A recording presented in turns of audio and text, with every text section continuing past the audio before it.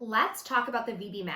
The VB-MAPP is an amazing tool that is used as an assessment and curriculum planning guide. This is going to help you plan your goals and your programs. This is perfect for students with significant communication delays or that are really struggling to communicate in your classroom.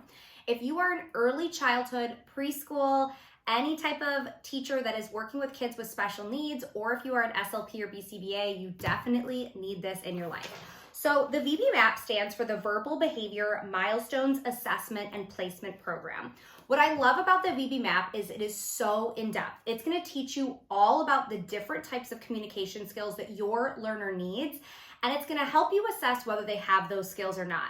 Once you do the assessment, then it's going to show you what to do. What skills do you need to work on in your classroom? I am Sasha. I'm a former special education teacher and board certified behavior analyst, and I love sharing tools like this that can really make an actionable difference in your classroom and help you streamline your planning and your instruction. In this video, I'm going to give you an overview of what's in the VB-MAPP as well as some tips on how to use it. So let's take a peek into the VB-MAPP books. There are two books, the main guide and then the protocol. The protocol is going to have the detailed description of the skills you're working on, as well as the task analysis skills tracking chart and the milestone skills tracking chart. I'll go over those in a minute. First, let's talk about the guide. What I love about the VB-MAPP is that it thoroughly explains how to give this assessment. Some of the language in here is ABA based and a little bit technical, but it defines everything, so you're really going to know exactly what you're doing. It is going to teach you how to fill out the Milestone Master Scoring Form. This is going to be in the protocol book, and this is going to show you exactly what skills your student has. So this sample form that's filled in, everything yellow is a skill that they have.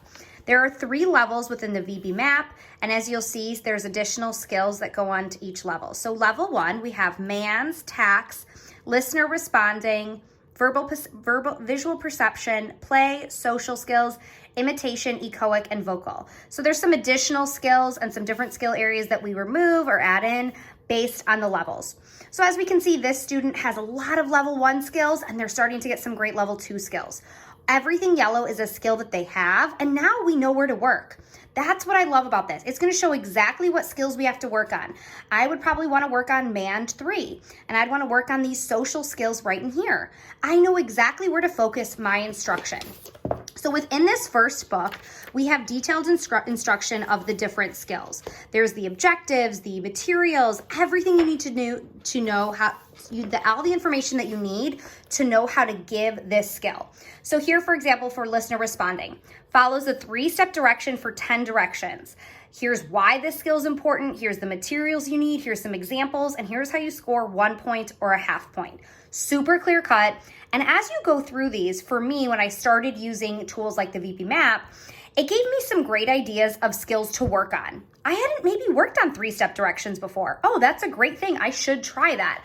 It's going to give you a lot of skills that maybe you hadn't thought about testing. Now let's peek into the protocol book. You can have one protocol book for each student or copy the main assessment page. So here's that Milestone Master Scoring Form that we just showed before with that sample. And then in here we have all of the skills included for each level. So this makes it a lot easier to give the assessment. Yes, we have all those great details in the guidebook, but here's quick and easy. Does the child engage in independent play? And then here's our skills right under there. So it's all of the 5 skills for each level, for each area of the VB-MAPP. Now, hidden gem in this protocol book is the task analysis section in the back. This is going to really help you with your instructional planning. So it takes each big skill and then breaks it down into all of the sub-skills. So for example, 6M is matches identical objects or pictures in a messy array of 6. And then look at all of these sub-skills. So if that's something you're working on with your learner needs to work on matching identical objects. You have all of these sub-skills you can work on. Can they work on turning pages in a book? Can they work on puzzles? Can they work on stacking blocks? All of these skills will build to this big skill. If you're like, how do I teach this? Guess what? It's right here. Now that we had a peek inside the VB-MAPP, let's talk about some tips for giving this assessment, because that might feel overwhelming. The first thing you should do is prepare. If you sit down unfamiliar with the VB-MAPP with a learner across from you and you're like, okay, let's get started, that's not gonna go well, right? So read through the protocol, read through the guide, get familiar with this. Then I want you to start to fill in some of the assessment before you sit down with your learner. So on our milestone tracking form that we showed a few minutes ago, go through these skills and read them. Go in here and be like, all right, let's think about Johnny. Can Johnny imitate the actions of other people? Read that objective thoroughly in the guide. And if there are skills that you know he can already do, fill it in. If you saw him do that yesterday, you're like, oh my gosh, yeah, yesterday we were in gym and we were doing jumping jacks and he copied that action. Go ahead and fill that in. You don't have to test that. If you test every single little thing, this will take forever and then will not be super useful to you. I want you to get this going and get your valuable information for instructional planning. So go ahead and fill in ahead of time what things that you know he can do. Another tool you can do to prepare and get this kind of really efficient and get it going as quickly as possible is with the skills that you're not sure about, that you haven't reliably seen, make a list. And make a list of things that maybe you want to talk with a parent or caregiver about. Or if they have a one-on-one paraprofessional or paraprofessional who works really closely with them, ask them. Be like, hey, you know what?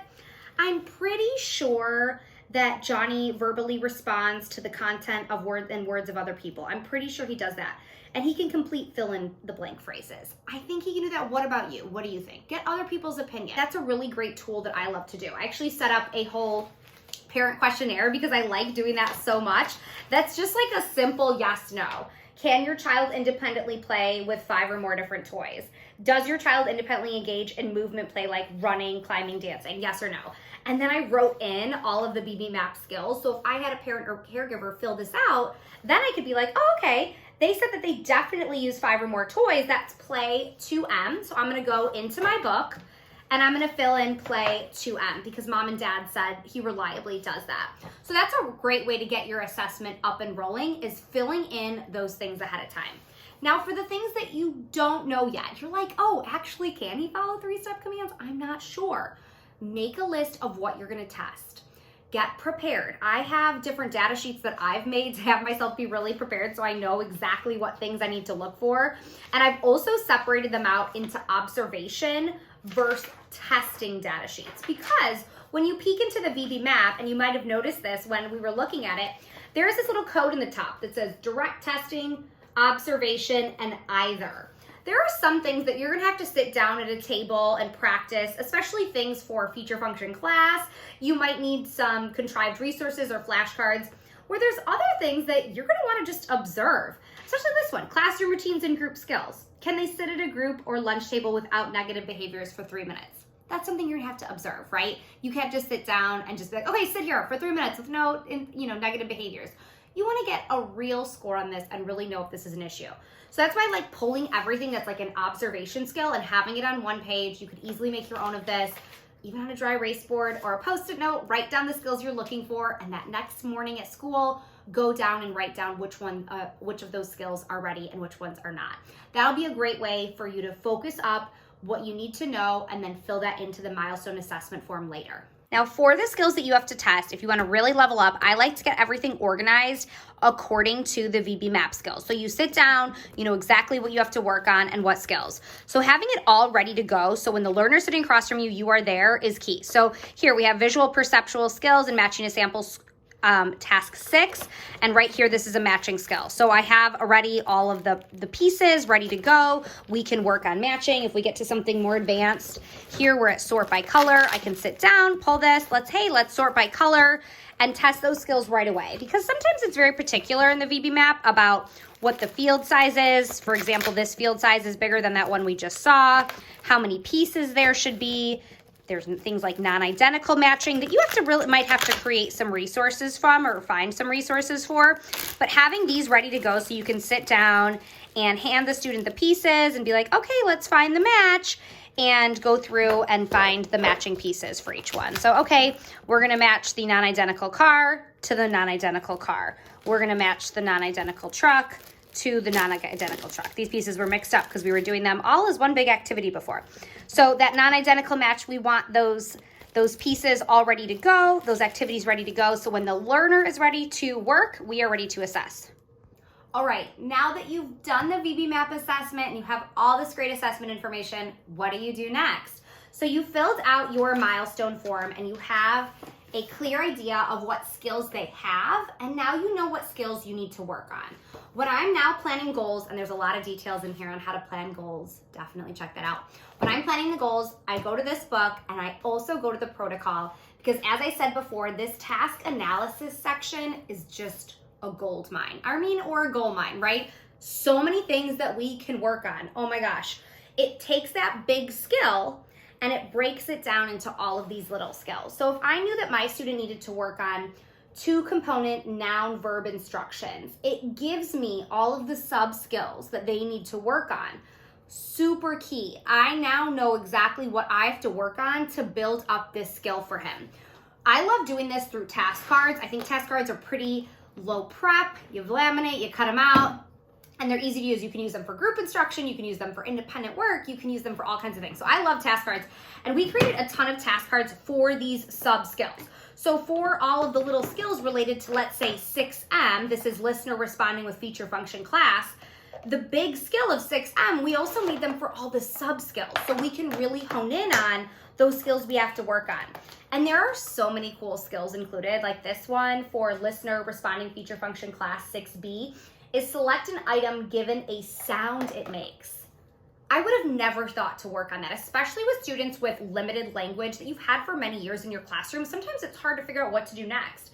So having these all ready to go, like drip, drip goes the, snip, snip goes the, click, click goes the, having all of the exemplars ready, this is a great way to build that receptive language, builds that feature function class skill, and we know now we're building up to that bigger skill. I love storing task cards in these photo bins. These photo bins are great for so many different skills, but types of activities, but having it all ready to go and labeled, again, now you can put this in their IEP bin, in their independent work, give it to a para.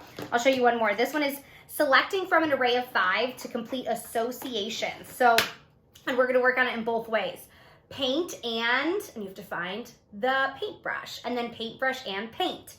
So we're finding those associations in reverse orders, and again, all those exemplars, they're ready to go. I hope you enjoyed this overview and intro of the VB-MAPP. If you are looking for VB-MAPP-aligned resources, like some of the things I showed today, head over to our shop, the link's in the caption. And if you are looking for more ideas for instruction for your classroom and curriculum planning, follow us on YouTube for more videos.